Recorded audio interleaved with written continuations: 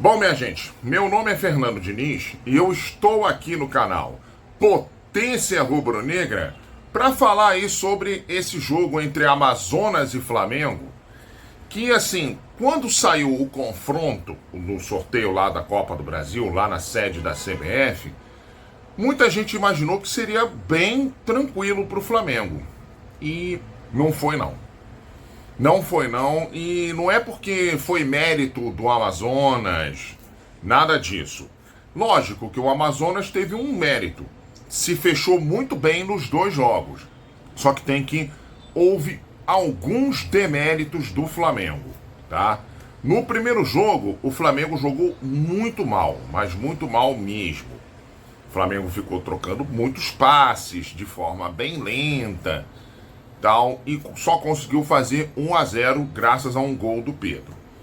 No segundo jogo, lá no Amazonas, o Flamengo ia repetindo a mesma coisa, só que aí no segundo tempo o Flamengo deu uma melhoradazinha e foi lá e conseguiu fazer 1-0 no Amazonas e o Flamengo eliminou o time amazonense da Copa do Brasil. No primeiro tempo, o Flamengo trocou passes muito lentos e não fez com que a defesa do Amazonas se deslocasse de um lado para o outro, e cansasse, né, o time do Amazonas. Não fez com que isso acontecesse e aí o Amazonas ficou confortável se defendendo e ficou segurando o 0-0, tá? E na hora que o Amazonas ia pro ataque, era bola na esquerda lá pro Serafim tentar na velocidade ganhar da zaga do Flamengo e às vezes conseguia, né? A onça pintada levava perigo nos contra-ataques algumas vezes, outras vezes nem tanto. Tanto que o time da onça pintada chegou algumas vezes no gol do Flamengo e algumas vezes a bola ia para cima, outras vezes não levava tanto perigo, tá? E o Flamengo também não levava muito perigo no primeiro tempo. Terminou 0-0. No segundo tempo, aí o Tite, ao invés de vir do intervalo já com mudanças, que o Flamengo já precisava no intervalo, não, ele veio com o time titular que entrou em campo. Bom, assim, ele entrou em campo com o 4-4-2. Só que ele espetou o Gerson na ponta direita e o Cebolinha na esquerda. E os dois muito longe do Pedro, o centroavante.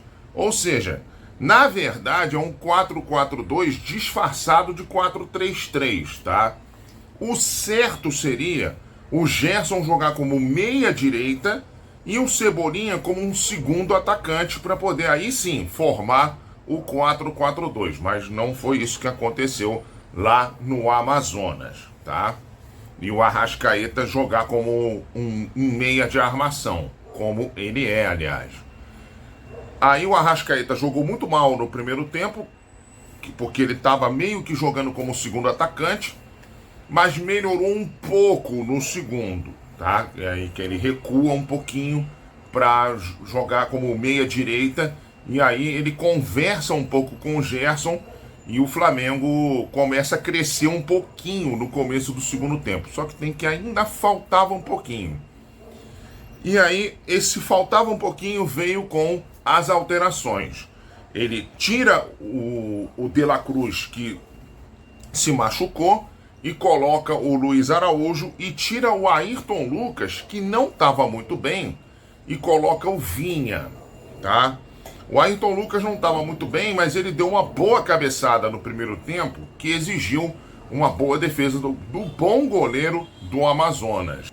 E aí o Flamengo abre o campo, tá? Para partir para cima do Amazonas. E espeta o Cebolinha de vez do lado esquerdo e o Luiz Araújo pelo lado direito. E aí sim, vira um 4-3-3. O Tite percebeu que precisava de velocidade pelos dois lados e foi isso que ele fez, tá? Porque também o grande problema é que o gramado estava duro, seco e ruim, tá? Ou seja, o Amazonas não molhou o gramado como deveria, o gramado estava alto, tá? Para uma arena de Copa do Mundo, isso não é muito bom, não passa um recado lá muito legal, tá? E isso daí realmente complica muito o estilo de jogo de qualquer time, da maioria dos times aqui do Brasil, né? O Flamengo é um time que precisa de um campo rápido para poder trabalhar bem a bola, né? E não foi isso que aconteceu lá no Amazonas. Por isso que o Flamengo também teve muita dificuldade.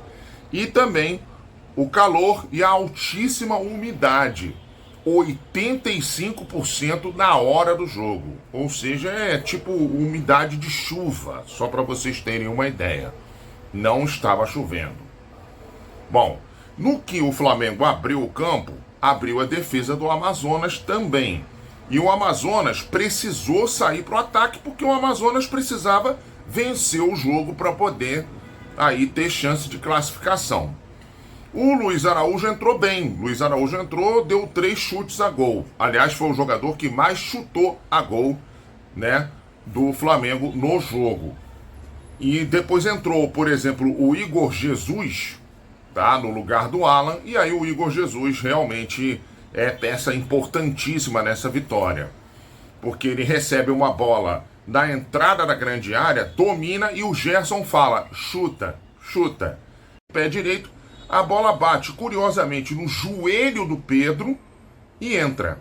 E aí o Flamengo faz 1-0 aos 34 minutos do segundo tempo. Pois é, 1-0 no Amazonas. E o Flamengo já passava um certo sufoco, porque o Amazonas já começava a se engraçar para cima do Flamengo. Até os 15 minutos, o Amazonas já estava começando a criar algumas oportunidades. Bom, o Tite fez uma experiência no gol que não foi muito bem sucedida, porque colocou o nosso querido Matheus Cunha, e o Matheus Cunha, olha, não fosse marcada a falta no lance lá, no gol anulado do Amazonas, que foi falta, o Flamengo teria levado 1-0 no primeiro tempo, tá? Que foi um cruzamento para a área e o jogador do Amazonas chegou dando cotovelada no Matheus Cunha. É que o Matheus Cunha também saiu não muito seguro de si. Ele não saiu socando, por exemplo, a bola. Deveria ter saído socando, mas saiu tentando espalmar a bola, entendeu? Não foi tão seguro assim. Mas, bom, Flamengo 1-0 lá no Amazonas, Flamengo classificado para a próxima fase da Copa do Brasil, para as oitavas. E assim, fica a impressão de que o Flamengo, quando ele enfrenta esse tipo de adversário, ele acha que vai fazer o gol a hora que quer, entendeu? Porque, por exemplo, não foi assim contra o Bolívar, que o Flamengo meteu 4-0. Não foi assim contra o Corinthians, por exemplo, que o Flamengo fez 2-0 no Maracanã, tá? O Flamengo melhorou um pouco no segundo tempo, criou mais oportunidades, levou perigo ao gol do Amazonas, mas mesmo assim não foi um jogo muito legal não, tá? Então, quer dizer, o Flamengo tem que melhorar bastante para as oitavas da Copa do Brasil, que até agora não houve nenhuma zebra. Passaram aí o Corinthians, o Fluminense, o Botafogo, o Vasco de forma dramática contra o Fortaleza, tá?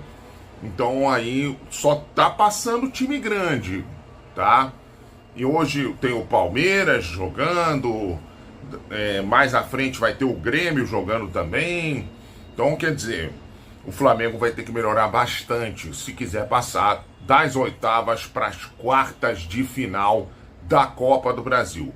Mas o que importa também, o Flamengo embolsou um bom dinheirinho, tá? Isso importa bastante e o Flamengo tá aí nas oitavas de final da Copa do Brasil. Bom, e você, o que você achou?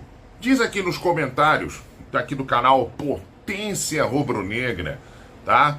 E nos ajude, deixe aquele like maneiro nos nossos vídeos, comente nos nossos vídeos, tá? E por favor, nos ajude a aumentar cada vez mais a qualidade das nossas produções, tá bom?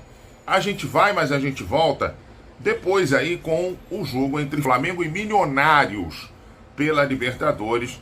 Jogo importantíssimo aí, valendo a classificação pro Flamengo na terça-feira que vem, tá bom?